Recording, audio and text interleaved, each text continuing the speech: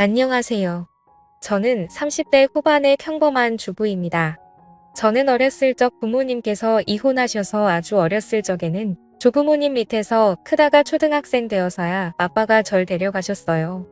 저는 늘 엄마가 그리웠고 가슴에 품고 살았습니다. 세상에서 제일 부러운 사람이 엄마가 있는 아이들이었어요. 아빠는 당시 재혼하실 여자가 있었는데 능력이 어찌나 좋으셨는지 애까지 딸렸으면서 처녀장가를 가셨습니다. 아빠는 당시 트럭으로 야채 장사를 하셨는데 그곳에서 물건 거래했던 단골 손님인 새엄마와 만나 인연이 되었다고 합니다. 새엄마는 그 근처에서 큰 건물의 회사 사람들을 대상으로 샌드위치를 팔았는데 이성으로서 매력은 없었는지 혼기를 놓쳐 시집을 못 가시다가 돌싱이었던 아빠를 만나 결혼을 하셨습니다. 서로 인사해 이쪽은 내 새엄마 되실 분이야 배울 점이 많은 분이니까 잘 지냈으면 라고 말을 하는데 당시 제 나이 15살 요새 중2병이란 말이 유행하듯이 한참 막 나가고 엇나갔던 반항기 많은 사춘기였어요. 새엄마가 생긴다고 할 때 얼마나 울었는지 모릅니다. 엄마가 너무 불쌍했어요. 그래서 얼굴도 보지 못한 새엄마가 더 미웠습니다. 가서 말썽 피우지 말고 조용히 잘 지내라. 얼마나 젊은 아가씨가 싹싹하고 예쁜지 예쁜 자식 얻어줄 여자 드물어. 내가 잘해야 내 아빠도 기를 파는 거야 알겠어 라고 하시는데 하나뿐인 손녀 걱정보다 행여나 또 결혼이 잘못될까 염려한 아들 걱정이 먼저이신 할아버지셨네요. 어찌되었든 전 아빠네 집에서 살게 되었고 새엄마는 인심 좋게 제게 다가왔습니다. 소율아 이따 나랑 쇼핑하러 가지 않을래? 실은 나달이 생기면 꼭 해보고 싶은 일이었거든. 됐거든요. 아주 웃겨. 누구더러 딸이래요? 쇼핑은 아줌마 혼자 하세요. 피곤하니까 라고 얘기를 했고 새엄마는 이해 못하지 않고 꿋꿋하게 제 곁을 맴돌았습니다. 그럼 엄마가 아니 내가 맛있는 샌드위치 해줄까? 아빠가 야채 싱싱한 거 가져와서 아주 맛있을 거야. 안 먹거든요. 샌드위치 많이 먹으면 살쪄서 싫어요. 전 아줌마보다 예쁘게 살고 싶거든요. 라고 했더니 곁에서 듣고 있던 아빠가 참다 못해 나서더군요. 그럼 일단 우리 다 같이 나갈까? 휴일인데 남들 같이 모처럼 외식도 하고 기분도 내고 하자.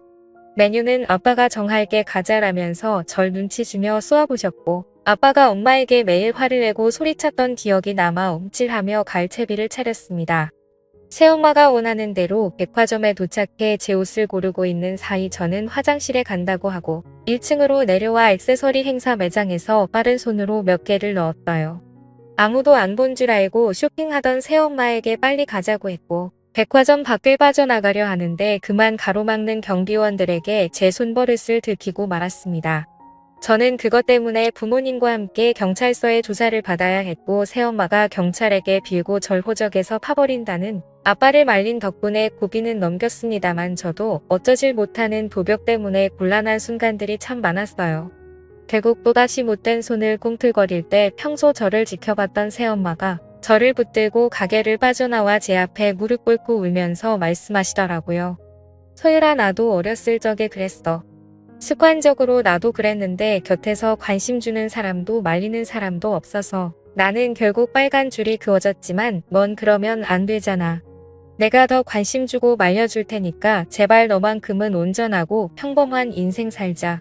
라며 저를 보듬어 주셨는데 뜻밖의 생각지도 못한 고백에 저는 새어머니를 다시 보게 되었고 제 방황하는 심정을 이해해줄 사람은 새엄마일 수도 있겠다라는 생각이 불현듯 들기 시작하더라고요.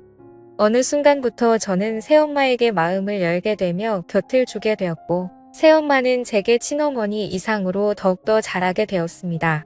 새어머니가 알아봐 주신 상담 치료까지 받게 되면서 저는 도벽의 상태가 점차 좋아지기 시작했습니다. 아빠가 또다시 바람 잘 날 없는 날들 때문에 자주 외박을 할 때쯤 우리 모녀는 서로를 의지하며 손을 잡고 함께 잠이 들 때도 많았어요. 고등학교를 마친 후 저는 엄마의 뒷바라지에 전문대학교 물리치료 쪽으로 진로를 결정해 가게 되었습니다. 졸업할 때쯤 병원 쪽으로 실습을 나가게 되었는데 그곳 물리치료를 받고 있던 지금의 제 남편을 만나게 되었어요. 저보다 5살 정도 많은 남자였는데 운동하다가 다리 쪽을 접질렀다고 했던 그는 저를 눈여겨봤던 건지 제게 식사 제안을 먼저 했고 얘기를 해보니 남편도 저처럼 부모 없이 조부모님 밑에서 외롭게 컸더라고요. 그게 공통분모가 되어 난생 처음 설렘을 품은 채로 관계가 발전해 연인으로 후에는 부부로서 인연을 맺게 되었습니다. 대학을 졸업한 후 2년 정도 있다가 결혼을 결심하고 제 예비 신랑을 집으로 데려갔는데 아버지가 다짜고짜 반대부터 하시더라고요. 미안하지만 난 화목한 가정에서 자란 사위를 바라네. 내 딸이 재혼 가정에서 자라받은 상처를 좋은 가정에서 자란 사람이 보듬어줬으면 라고 하는데 제 예비 신랑을 2년 정도 봐왔지만 그 누구보다 바르고 착한 청년이었거든요. 새엄마도 간간히 제 예비 신랑을 받기에 인성을 증명해 주었습니다. 저희 모녀의 가진 설득에 아버지는 두 손 두 발을 다 들고 결국 허락해 주었고 저는 기쁜 마음으로 누구 못지않게 행복한 결혼식을 올렸습니다. 허나 결혼하고 얼마 되지 않아 아버지는 술을 사랑했던 대가를 받고 간암으로 운명하시고 말았습니다.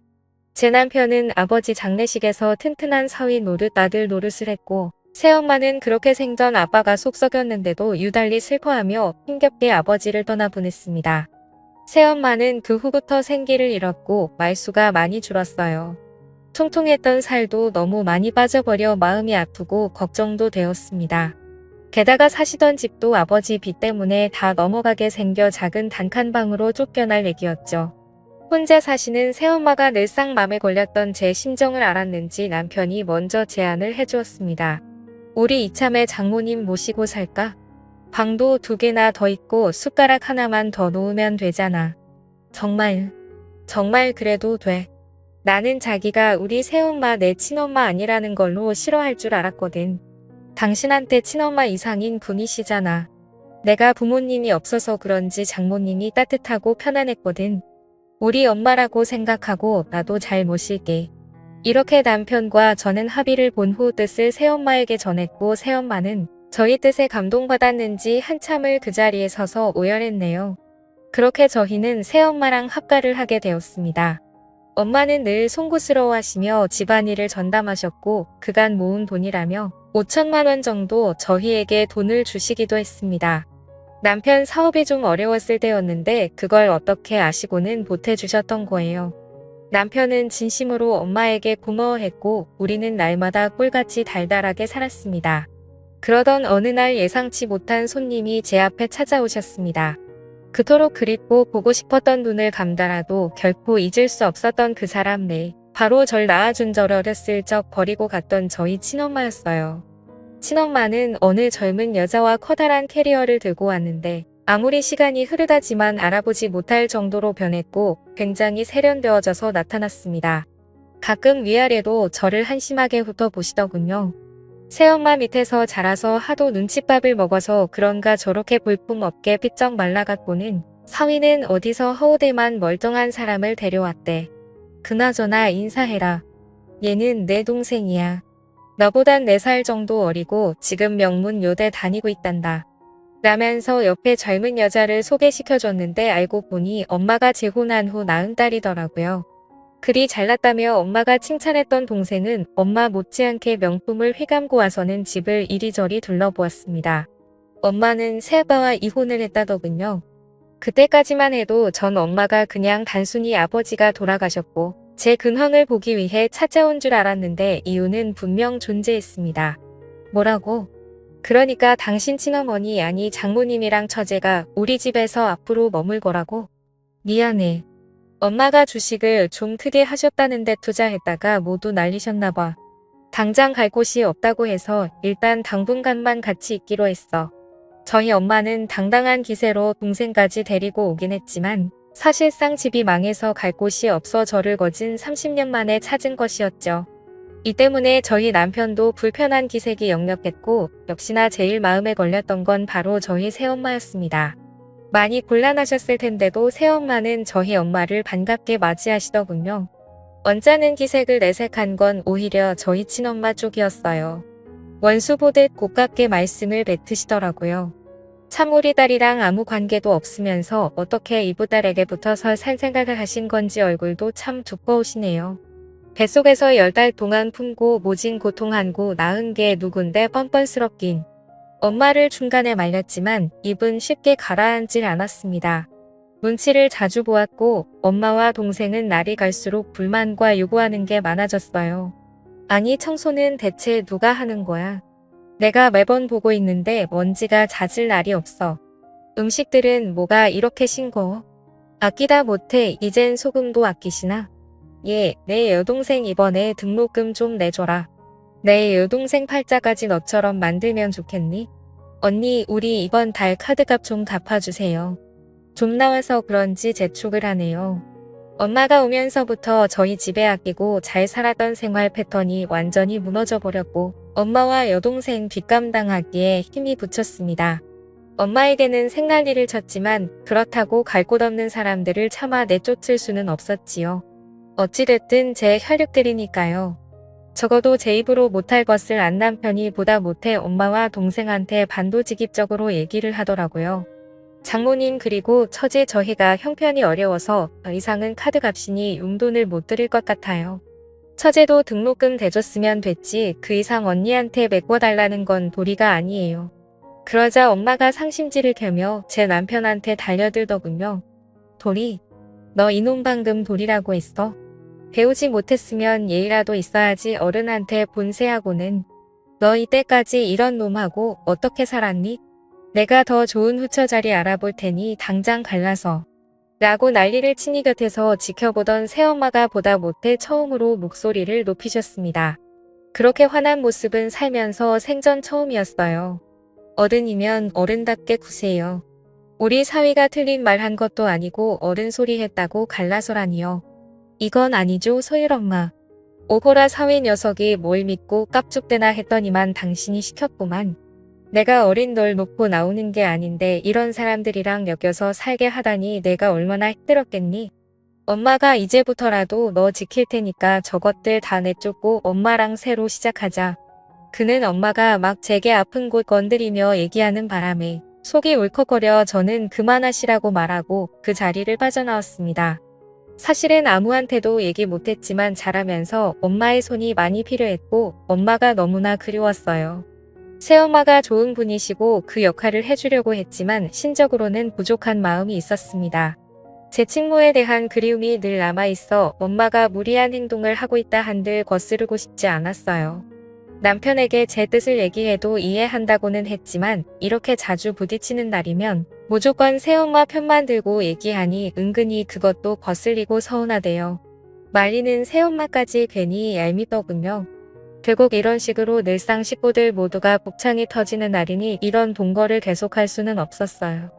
저는 고민하다 남편을 따로 불러 세웠습니다. 여보 미안한데 저번에 엄마가 우리에게 준 돈 회사에 쓴 거 다시 돌려줄 순 없어. 지금 당장 이용통하기가 쉽진 않지. 당신도 알다시피 사업에 급한 불끈을 했었고 나머지 좀 남긴 건 친장모님 처제 카드값이랑 등록금 하느라 다 나갔잖아. 왜 그러는데? 당신 설마 지금 분위기가 안 좋잖아. 자꾸 부딪혀서 맨날 가정에서 큰 소리가 오가니까 스트레스 받기도 하고 이럴 바엔 좀 떨어져 있는 것도 괜찮을 것 같아서.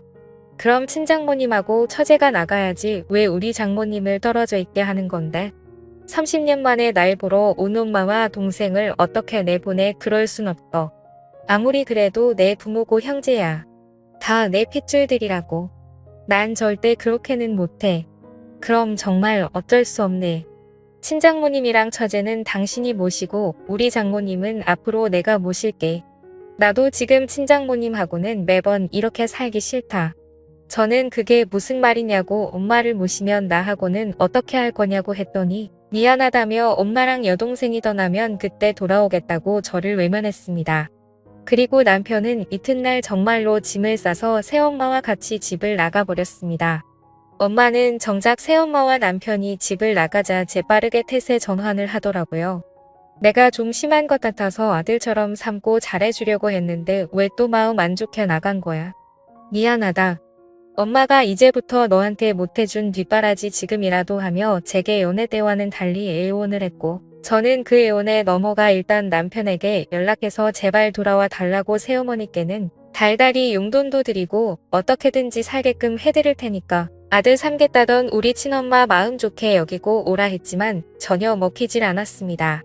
결국 저는 엄마와 동생을 데리고 살게 되었고 자연스럽게 가장이 되었으며 매달 나오는 지나친 카드값도 모자라 더욱이 엄마가 이혼했다던 재혼한 남자까지 그러니까 새아버지까지 우리 집에 들어오게 된 것이었어요. 잠시만 살려던 그들 세 가족은 저희 집을 차지해서 자신의 것인 마냥 누렸고 저는 매일 들어와 집안일에 시달리며 돈줄 노릇을 해야만 했습니다. 그리고 정말 후회하며 폭발할 만한 일이 드디어 터지고 말았습니다. 좋은 사람 만나서 아무래도 결혼해야 할 것 같은데 예단 좀 대줘요라면서 배를 어루만지는 배를 보며 공부하라고 등록금 대주었더니 엉뚱한데 시간을 썼는지 임신한 배를 만지며 갸륵하게 웃는데 눈앞이 캄캄했습니다. 가뜩이나 혈압이 올랐지만 꼭 눌러 참고 미안한데 대출도 못 받고 더 이상 돈이 없다고 하니 엄마가 안면 몰수하며 또 나서더라고요. 이 집 있잖니? 담보로 대출 받아 예단 좀 해주면 안 되겠니? 내 세부될 사람이 아주 마치 예비 법조인이라니까. 지금 로스쿨 다닌다는데 어디 법조인 사위를 얻어봐 왜 돈도 다 갚고 너 은혜 모른 척 하겠니? 애시당초 내 남편하고는 근본부터 다른 사람이라니까. 돈 좀 남으면 내 새아빠 재기하게끔 투자도 좀 하고 지금은 비록 망했지만 한방에 있는 사람이야. 저는 엄마의 말에 이성을 잃고 그 자리에서 소리를 지른 뒤 바닥에 주저앉고 말았습니다. 그리고 내가 살기 위해 그 집에서 빠져나와서 한참을 걸었어요. 어디서부터 뭐가 그렇게 잘못된 건지 난 그저 엄마가 그리워서 보고 싶어서 같이 모시고 싶었던 것뿐인데 엄마는 제가 생각해온 사람이 아닌 게 문제였던 걸까요? 오늘따라 유난히 새엄마와 남편이 그리웠습니다. 감정에 북받쳐 나오긴 했지만 갈 곳이 없더라고요. 큰맘 먹고 괜찮겠지 마음 먹고 다시 들어갔는데 도어락을 조심히 열고 들어가니 오붓하게 세 식구가 TV 보며 하하호호 즐겁게 지내고 있더이다. 누구도 원망할 수 없었고 그대로 돌아설 수밖에 없었어요. 세월이 무정한 탓인지 인간의 이기심 탓인지 친엄마의 진짜 모습 앞에 진심으로 후회를 하며 남편에게 연락할 수밖에 없었습니다. 당신이 울었다고 하며 전화기를 붙들고 한참이나 울었습니다. 남편이 제 절실한 말을 듣고 바로 제 앞에 오더라고요.